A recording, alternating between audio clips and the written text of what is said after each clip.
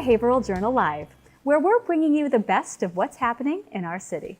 I'm Lindsay Paris here at HC Media at Harbor Place, along with my co-host, Dave Schultz. Tonight, Eva Montebello will be joining us to talk about the recent Ruths House fashion show fundraiser. Jenny Henderson, the 2018 Relay for Life honorary survivor, is here to tell us her story, along with Relay for Life event lead Lilia Credit, who has more information on the upcoming 2019 Relay in June. And world-renowned piano-playing duo Kirk Whipple and Marilyn Morales will be here to give us a recap of their recent Merrimack Valley Philharmonic performance. But first, let's take a look at what's going on in Haverhill today. This past Saturday, May 18th, saw the 57th commencement for the graduating class of Northern Essex Community College. Over 1,000 certificates and associate's degrees were awarded to the graduating class. As always, HC Media was on hand to record and live stream the proceedings. If you'd like to watch the NECC commencement in its entirety, visit our website at hcmedia.org. Do you have an extra $25,000 laying around that you just don't know what to do with? If that's the case, how about naming a stadium? For the past 8 years, Haverhill's Lincoln Avenue Stadium has been known as the Trinity Stadium, but that is set to change. Trinity will not be renewing their naming rights, and that leaves the name up for grabs. The lucky future sponsor will get their name emblazoned on the front of the stadium as well as on other locations inside the facility for a 5-year period. On Thursday, April 11th, members of the Haverhill firefighters joined with their peers from surrounding communities for training in swift water rescue techniques.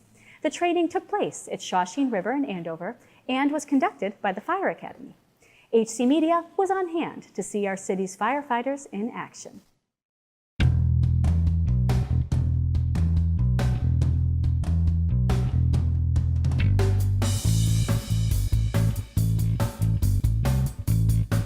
We're actually in Andover right now at the Shawsheen River, and this is day 4 of a 4-day program hosted by Haverhill Fire. And this is their swift water, moving water component. This is one of the more reliable sites we've had on across the state. So our program is all live, meaning we bring our program out into the live environment. So we need to have a moving body of water so we can get the proper skill sets in. These are all veteran firefighters from across the state. Most of them are from Haverhill as the host community. And what we're hoping for them to take away from the program is just a better understanding of how to function when we have a surface water victim. It's fun. It's a good time. You know, they're good skills for us to learn, and we're enjoying it. The weather's not too bad today. I used to go kayaking with my father doing whitewater paddling and stuff, so I'm kind of comfortable with it. I can see how for somebody that's not quite as comfortable in the water might be a little daunting, but really at the end of the day, it's a good time, and we got lots of good instructors here, and it's real safe. The equipment and gear that the folks are wearing in the water is really optimal. The water probably isn't much more than 39, 40 degrees, give or take. As you know, in Haverhill, we have multiple lakes, plus the river, which is bad. These guys get trained, and we have a lot of young guys in the apartment now. So we're getting them, a lot of the guys are the first time here. Rivers are just a currents. Get your feet caught, you get everything caught. You don't know what's down there. You know, you get your feet caught real easy, and it's just a real hazard, especially in Haverhill. You know, it's Merrimack River in Haverhill is not too clean. There's good everything, logs, shopping cart, anything in there. So this class, I hope we teach them how to avoid those things and what to look for and keep safe. What we're seeing here is we're simulating either a victim, a civilian, or a rescuer has fallen in this moving water, and we're just attempting to what we call a throw-based rescue, shore-based rescue, where we're not actually going in the water, but we're getting some kind of life support system to that victim. So you got to keep your skill levels up. You got to learn new skills, advanced rescue type skills, and be prepared to respond to anything. So that's what they're learning today, and this is just one component in a larger response plan of what we need to be prepared for nowadays. If a person finds himself in need of rescue in a river, they want to have protection. If you're going to be in and around the water, you really should have a life jacket on, because that's going to keep you above water. The best thing they can do is, if they find themselves in a river and they're moving, is to stay on their back, keep their feet above water, keep their feet pointed downriver. Don't put your feet down, because there's all kinds of rocks and hazards in the bottom of a river. If your foot gets stuck, then you're going to probably get dragged right underwater. Point your head to a shore that you want to go to, and just try and do what we call ferrying, which would be backstroke. Angle your body roughly about 45 degrees, and you can let the current, and that will help push you to one riverbank or the other. All the feedback I've gotten so far has been great, you know, so they want to learn, they love this stuff, and they, first few days of it in Haverhill on the Plugs Pond, and they got a lot out of that, they loved it. Today's a big day for them.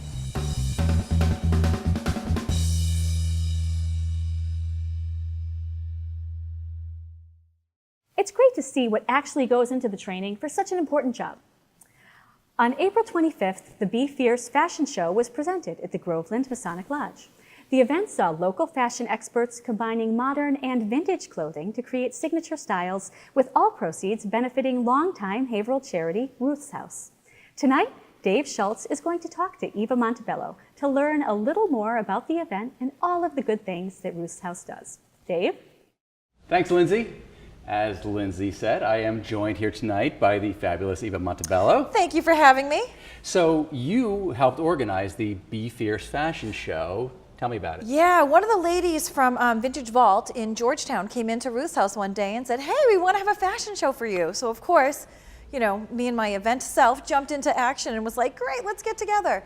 So 4 of the ladies from the downtown Georgetown area actually pulled together for this fashion show to raise money. So one of the women that owned Bent, she committed suicide and had struggled with mental health issues, and they wanted to put together the event for her. Oh, very nice. Yeah. Okay. So this is for Ruth's House. Yes, for Ruth's House. So I know that probably most everybody in Haverhill knows what Ruth's House is, but tell me what Ruth's House is. Yeah, Ruth's House is, they provide wraparound services in the world of clothing, furniture, and any supportive services for folks that are low income. Also people that are in shelters. So if you're from Emmaus House, you know, you may get a $50 voucher every quarter to go and get clothes, and it's $50 per person. So at Ruth's House, you know, it may cost $2 for a shirt and $2 for a pair of pants. So you really can get a whole season's worth of clothing.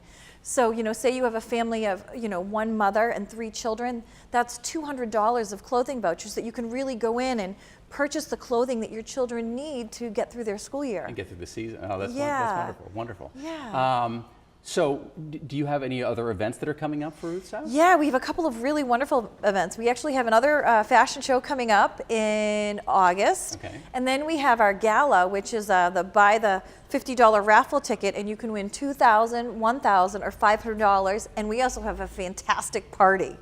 So that's really like, as much as we love Ruth's House, we all love a great party in Haverhill. Absolutely, of course, absolutely. And you know, the other thing I wanted to mention is, you know, the items that were shown at the fashion show were all vintage, and they were all beautiful, and they were all representative of the spice and of the Merrimack Valley. And we were really lucky to have Sarah Blackstone there filming for us too. Wow, wonderful. Well, actually, that's a great segue for me. Cool. Eva, thank you so much for joining us tonight. And we are actually going now to show that segment that Eva just referenced that Sarah Blackstone shot at the Be Fierce fashion show. So we'll take a look at this now.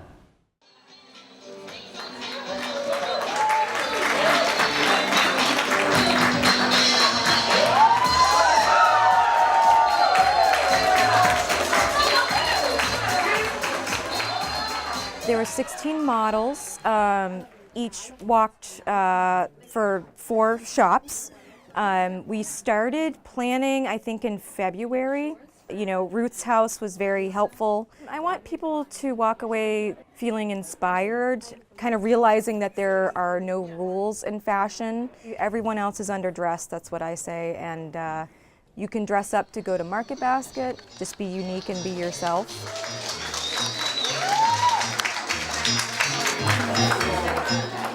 I got started with this event by talking to Robin Franz, who is one of my dear friends, and we were in the middle of some of the planning, and unfortunately we lost her, but we want to do this in honor of her and also to help out Ruth's House, which is near and dear to all of us.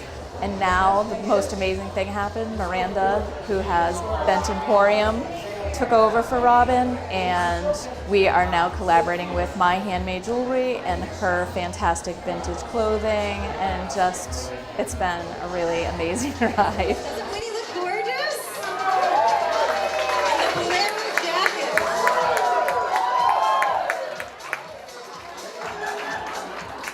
I've never done anything like this before, but when Marilyn asks somebody to do something, you can't say no. I looked around and there wasn't a model I was looking at that didn't just look stunning.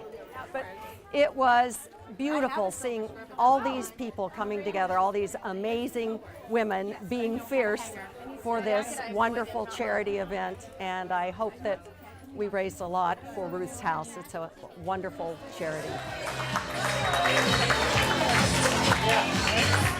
Ruth's House is a wonderful organization, and we thank Eva Montebello for joining us this evening to tell us about the event that happened. I am now joined by Lilia and Jenny from Relay for Life. Thank you for being here tonight. Thank you for having us. Thank you. So, Lilia, Yes. for anybody, the few people out there that don't know, tell me what Relay for Life is. So the Relay for Life is a 24-hour cancer walk at Northern Essex Community College on June 7th and 8th this year.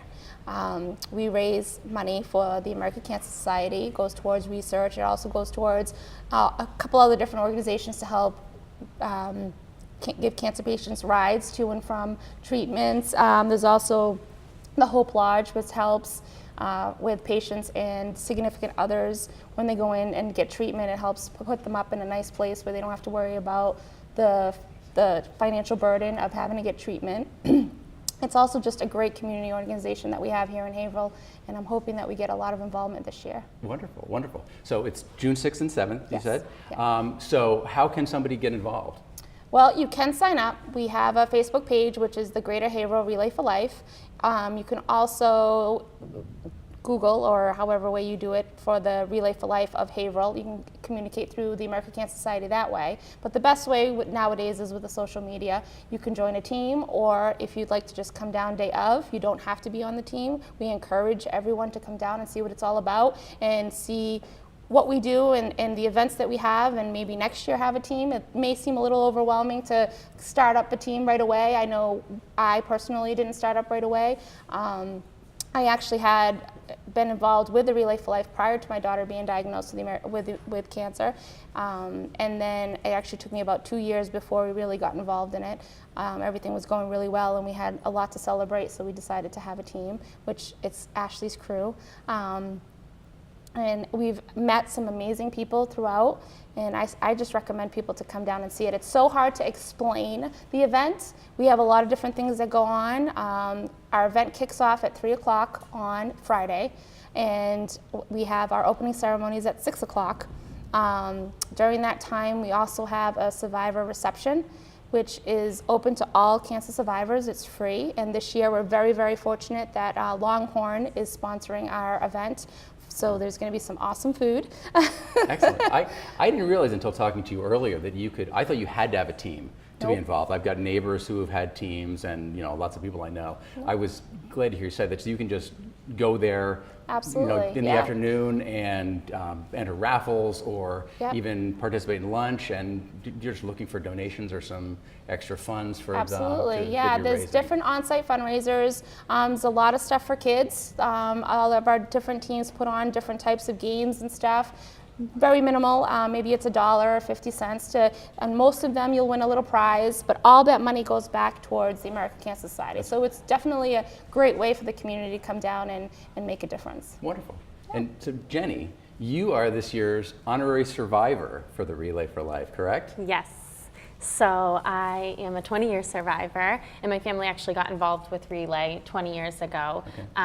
And it's just been an incredible community to get involved in. We're so thankful that we can give back through this, and we love everything that Relay does, and it's just been a really great extended family. Exactly. It's just a great healing, and it's great to celebrate, and it's great to just be a part of this. Wonderful. So we're really happy. And you were telling me about kind of a kickoff that you guys are doing to help promote Relay for Life. Mm-hmm. You're painting the town purple? Yes, so we paint the town purple. We actually kick off on Monday, and it goes right up until Relay, and we like to get everyone in the community involved. So any businesses that you see sporting purple purple anything, purple bows, purple ribbons. You know, they're supporting us, and we love that. And anybody who wants to purchase bows to also take part in the Paint the Town Purple. Yes, so we do have bows. They can go on to our Greater Haverhill Relay for Life Facebook page, and they could reach out to us if they want to get some bows. We can definitely get them. They either can pick them up from us, and we can let them know where our locations are. Right now we're kind of scattered because we have about 13 committee members, and we all have a large supply of bows because we're trying to paint the town purple. So hopefully we'll see a lot of these around and bring awareness that the relay is coming. Wonderful, wonderful. So I can't wait for the event. June 6th and 7th, Relay for 7th Life. and 8th. 7th and 8th. 7th and 8th, sorry, my mistake. June 7th and 8th Yep. at Northern Essex Community College, Yes, correct? yes. So we'll see you there. Awesome. Lilia, Jenny, thank you guys again for so much for joining us tonight. Thank you. I am now going to send this back over to Lindsay, who is with the Merrimack Valley Philharmonic, and some special musical guests. Lindsay? Thanks so much, Dave. Really interesting learning about the Relay for Life, and I'm looking forward to seeing their upcoming event in June. But now I am here for the most exciting event of the evening. I have two world-renowned pianists right here, Kirk Whipple and Marilyn Morales, who came up all the way from South Florida to join us. Thank you so much for coming tonight. Thank you for inviting us. Yes, very much. So actually they're here not only to be on the Haverhill Journal Live, but they did perform in the Merrimack Valley Philharmonic's spring concert, which is Sunday, May 19th.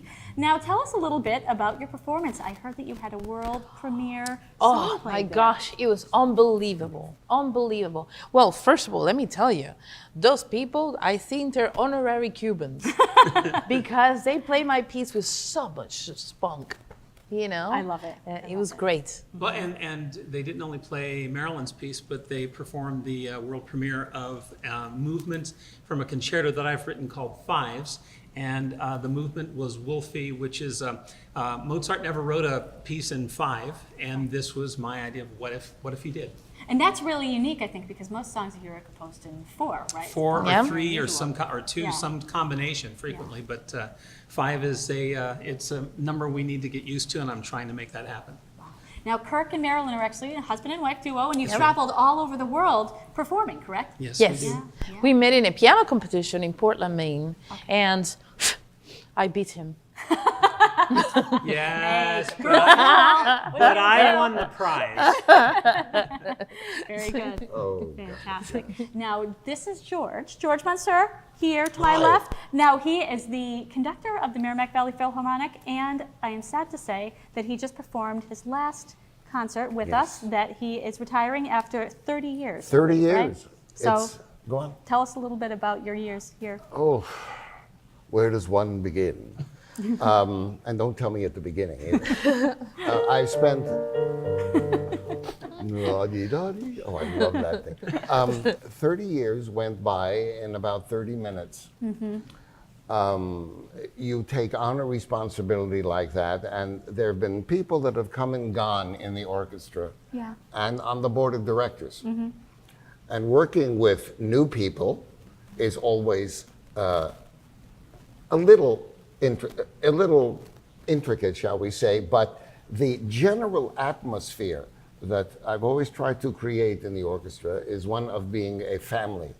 And I always brought the board and the orchestra as much as I could together. And with all of the restrictions that a community orchestra has, we seem to have developed a lot of very, very fine concerts with some wonderful guest artists, like these dear, wonderful friends of ours. And so much of a variety of performances we've done. Children's concerts, which are among my favorite. Jazz, musicals.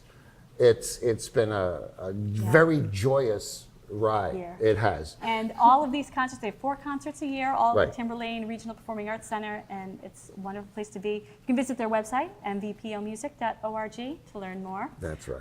Before you guys start playing, because they're going to play for us tonight, tell us a little bit about your concert series down on the South Shore. Yes, Cranberry Coast Concerts, and the easiest way for people to remember is if you go on Facebook, and you can visit facebook.com/CCC Festival. and it gives all the listings. We do performances. We have concerts in Plymouth, Wareham, Middleborough, and we're doing some runouts. I think we have one in Gardner that's going to be happening at the end of the summer. Taunton, Wellfleet. So we're all over the place with the runouts. But check out that website, and if they want to call us at 508-491-8888, they can also catch somebody live somewhere. Excellent. So what are you guys going to be playing for us today? This was a piece that was very, very famous after the composer passed away. Poor guy, he got the flu, and shortly thereafter it became world famous. And it's by Felix Arndt, and it was written for his then fiancée, later became his wife, Nola. Wow, very good. All right, well, George and I will model your way and we can get to it. Thanks, Here we guys.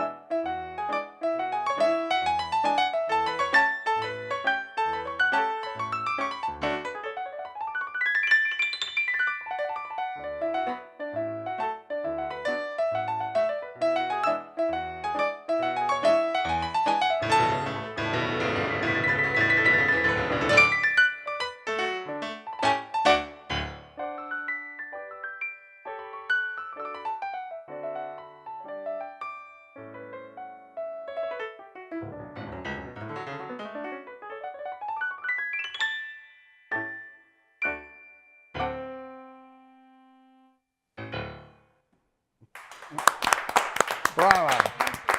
Bravi. It's Kirk, Whipple, and Bravi. Marilyn Morales. Thank you so much for coming on our program. Truly our pleasure. That was incredible. George, what did you think? Fabulous. They're always fabulous. We've worked with them before. We love them dearly, and it's just great fun. We have them at the house. They've even got the cats dancing. It's wonderful. You know, and as Marilyn said earlier, ladies and gentlemen, bring the children to the concerts. They love classical music. Believe me, I can go on for a month explaining to you why. These two kids can give fabulous children's concerts. Believe me, they'd have everybody happy, including the mice. Mary McVelly Philharmonic, right? Mary McVelly Philharmonic. Yes, right. mvpomusic.org. Come to our 2019-2020 season, which starts in October. God bless people. Yes. So anyway, that wraps up tonight's show. I'm Lindsay Paris, your host, and I'm here with my lovely co-host, Dave Schultz. What'd you think, Dave? Wonderful show. Wonderful show, as Wonderful. always. Can't wait to see these. I'm going down in the summer to see them. Let's go road Bring trip. it. Come on down. Thank you also so much to Relay for Life, for Eva Montebello and Ruth's House for being part of our show tonight. Thanks for watching, everybody. We will see you back at our next show in June. Have a wonderful evening, and we're going to get played out by Kirk and Marilyn.